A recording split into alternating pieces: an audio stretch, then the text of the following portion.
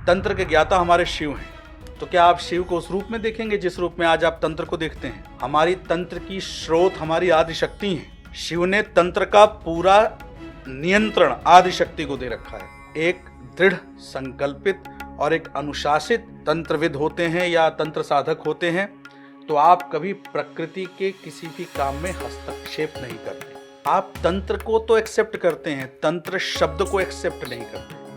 आप तंत्र शब्द को साइंस कह के एक्सेप्ट करते हैं। सर, आपने तंत्र पे प्रयोग किया कुछ? सर, हमने तो सुना है कि आप भी तंत्र पे प्रयोग करते हैं और आप भी तांत्रिक हैं। नहीं, ऐसा कुछ नहीं है। ये आपसे किसने कह दिया? सर, हमने सुना है।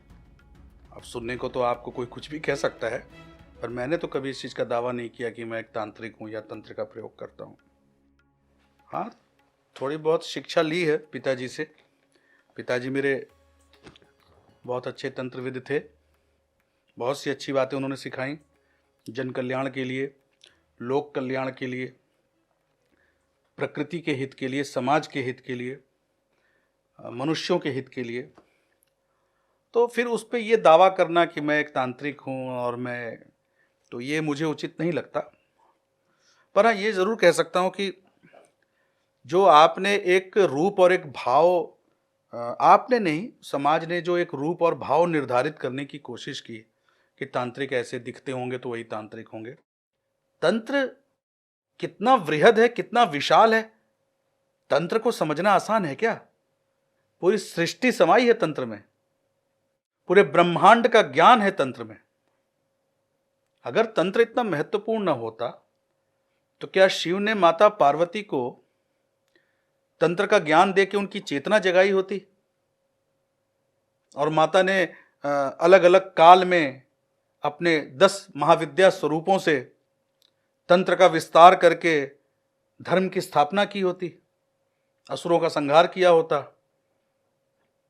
ऊर्जाओं का स्रोत बढ़ाया होता, स्थापित किया होता। तंत्र को जो नहीं समझता है ना, वो तंत्र के बारे में कुछ भी कहता है। जब मनुष्य तंत्र को समझने लगेगा, सनातन और वैदिक तंत्र की विधा को, तो उसके जीवन में ये जितनी चीजें शामिल है ना, बुखार होती है पैरासीटामोल खाता है, कहीं जाना होता है तो उसे गाड़ी, वाहन, बस, कार की जरूरत पड़ती है, जीने के लिए, रहने के लिए ऊर्जा की, प्रकाश की जरूरत पड़ती है, पढ़ने के लिए किताब की जरूरत पड़ती है, आंखें कमजोर हो जाती हैं तो हमारे आप की तरह चश्मे लगाते हैं। तो तंत्र को जब समझेगा तो उसके ये समझ में आ जाएगा कि आज हमारा और आपका पूरा जीवन तंत्र की व्यवस्थाओं में ही जी रहा है। आप तंत्र को तो एक्सेप्ट करते हैं, तंत्र शब्द को एक्सेप्ट नहीं करते। आप तंत्र शब्द को साइंस कह के एक्सेप्ट करते हैं, मेडिकल साइंस कह के एक्सेप्ट करते हैं। आप तंत्र को विज्ञान के स्वरूप में तो समझना चाहते हैं, पर आप तंत्र को तंत्र के शब्द से नहीं समझना चाहते, क्योंकि आपके जीवन से तंत्र शब्द को छीन लिया गया और आपके जीवन में विज्ञान शब्द डाल दिया गया। संपूर्ण विज्ञान इस तंत्र के अंदर है। अगर इशारा न मिला होता, अगर लोगों को लक्षण न दिखाई पड़े होते, अगर हमारे यहां से उनको छोटे मोटे स्रोत न दिखाई दिए होते, तो आप जरा बताइए, इस विज्ञान की स्थापना जब हुई पाश्चात्य पद्धति में, विदेशों में अलग अलग चीजों पे जो शोध हुए, जो विज्ञान पे शोध किया गया, वो उनको प्रेरणा कहां से मिली? तंत्र से, हमारे वेदों, हमारी विद्याओं से। तो ये तंत्र बहुत महत्वपूर्ण है। हाँ, पर तंत्र का एक ही भाव नहीं है। तंत्र, अब आप बताइए, तंत्र के ज्ञाता हमारे शिव हैं, तो क्या आप शिव को उस रूप में देखेंगे जिस रूप में आज आप तंत्र को देखते हैं? हमारी तंत्र की स्रोत हमारी आदि शक्ति है। शिव ने तंत्र का पूरा नियंत्रण आदि शक्ति को दे रखा है।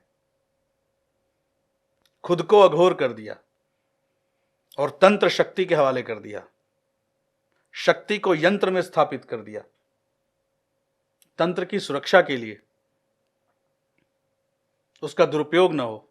तो क्या आप उनको इसी दृष्टिकोण से देखेंगे जैसे आज आप तंत्र को देखते हैं, तथा कथित तंत्र को?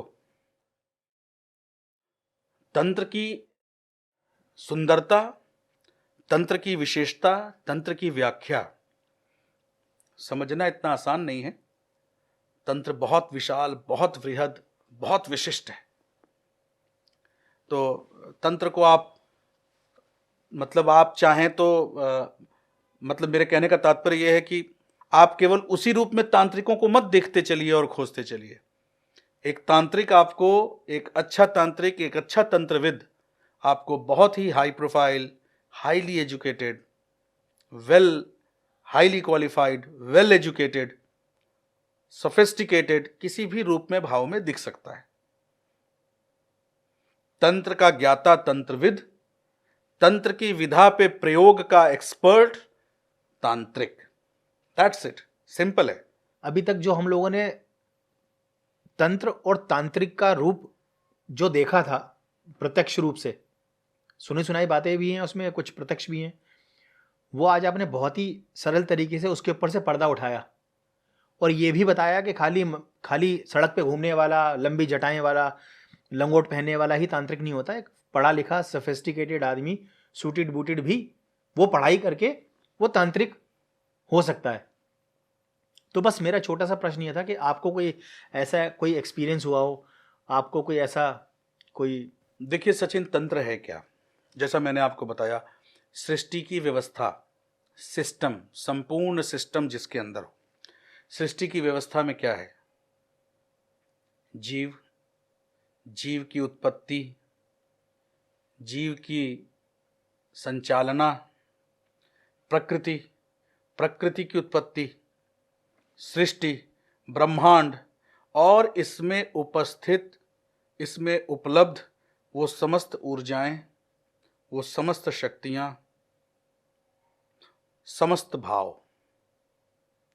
तो जब आप तंत्र की प्रैक्टिस में आते हैं तो सबसे पहले आप अपने किसी एक देवता को अपना आधार बनाते हैं। आपने भैरव से तंत्र साधना शुरू की। यूं तो भैरव की अनुमति किसी भी साधना के लिए आवश्यक होती है, पर आप विशेषतः भैरव पर भी अपनी तंत्र साधना और प्रयोग भैरव के आशीर्वाद से भी कर सकते हैं। आपने काली से तंत्र साधना शुरू की, आपने महाविद्याओं से करी, आपने शिव से करी। हमें दरअसल सृष्टि की ऊर्जाओं से जुड़ना होता है और बहुत एकाग्रता चाहिए होती है, ताकि मेटेरियलिस्टिक थिंग, महत्वाकांक्षाओं में आप उलझ न जाएं। उससे उसका अभ्यास टूटता है। तंत्र की साधना करना आसान नहीं होता। पर हाँ, जब आप तंत्र की साधना करके उन ऊर्जाओं से जुड़ते हैं, जब आप उन्हें महसूस करते हैं, तो जैसा आपने पूछा कि कोई अनुभव बताइए, आप हर वो चीज देखते हैं, समझते हैं, जानते हैं। जो कुछ भी हो रहा होता है आप उसको साक्षी दृष्टा बन के देखते हैं। आप सामने से खड़े होकर अपने जीवन में होने वाली घटनाएं, विश्व में होने वाली घटनाएं, समाज में होने वाली घटनाएं या भविष्य में क्या घटनाएं घट सकती हैं, उन सब चीजों को आप साक्षात रूप से देखते हैं, साक्षी होकर के देखते हैं। पर जब आप एक दृढ़ संकल्पित और एक अनुशासित तंत्रविद होते हैं या तंत्र साधक होते हैं, तो आप कभी प्रकृति के किसी भी काम में हस्तक्षेप नहीं करते, क्योंकि तंत्र में इतनी शक्ति है कि अगर आप हस्तक्षेप करें तो परिस्थितियों में बदलाव होते हैं। क्रिया पर प्रतिक्रिया तब भी होती है क्योंकि वो विधि का विधान है, सृष्टि का नियम है, वो नहीं बदलता। जैसे आप गेंद पटकेंगे तो उछल के ऊपर आएगी। फर्क सिर्फ इतना है कि जब आप तंत्र का प्रयोग करते हैं तो गेंद पटकने के बाद कितना ऊपर उछल के आती है, क्या आपको आके नुकसान पहुंचाती है, वह थोड़ा सा उछल के रह जाती है। सृष्टि के वैज्ञानिक दृष्टिकोण को आप नजरअंदाज नहीं कर सकते, आप उसको नकार नहीं सकते। पर हाँ, एक अच्छा तंत्रविद कभी भी प्रकृति के किसी भी नियम में हस्तक्षेप नहीं करता जब तक कि वो बहुत आवश्यक न हो, लोकहित के लिए, जनहित के लिए, जन कल्याण के लिए, लोक कल्याण के लिए। और स्वार्थ के लिए भी बहुत बार लोग तंत्र के शक्तियों का और अपनी सिद्धियों का प्रयोग करते हैं, तो उनको बाद में उसका नुकसान भी उठाना पड़ता है, तकलीफ भी उठानी पड़ती है। ये एक सिद्धांत है कि क्रिया के विपरीत प्रतिक्रिया होती है। तो एक अच्छा तांत्रिक इस बात को जानता है कि अगर उसने तंत्र साधना की है तो बहुत त्याग और बलिदान से की है। तो उसे अपने जीवन के किसी भी स्थिति, परिस्थिति, अवस्था में अपने तंत्र ज्ञान का हस्तक्षेप नहीं करना होता, क्योंकि उसकी साधना में जो उसके त्याग और उसके कष्ट और उसके कर्म लगे हैं, वो स्वतः प्रतिक्रिया के तौर पे उसके जीवन से कष्ट दूर कर देते हैं। मतलब तंत्र की सिद्धि में जो क्रिया आप करते हैं, उसकी प्रतिक्रिया में आपके जीवन से कष्ट, रोग, शोक, दुख, संताप ऐसे ही दूर हो जाते हैं, दुर्भाग्य ऐसे ही दूर हो जाते हैं। पर जो नहीं समझते हैं, वो इसका दुरुपयोग करके अपने तंत्र की विद्या से, अपने तंत्र की सिद्धि से अपने जीवन में हस्तक्षेप करते हैं, या कभी कभी दूसरों के जीवन में भी हस्तक्षेप करते हैं। प्रतिक्रिया में फल तो तुरंत मिलता है, पर फिर उसका प्रतिफल बाद में अवश्य मिलता है।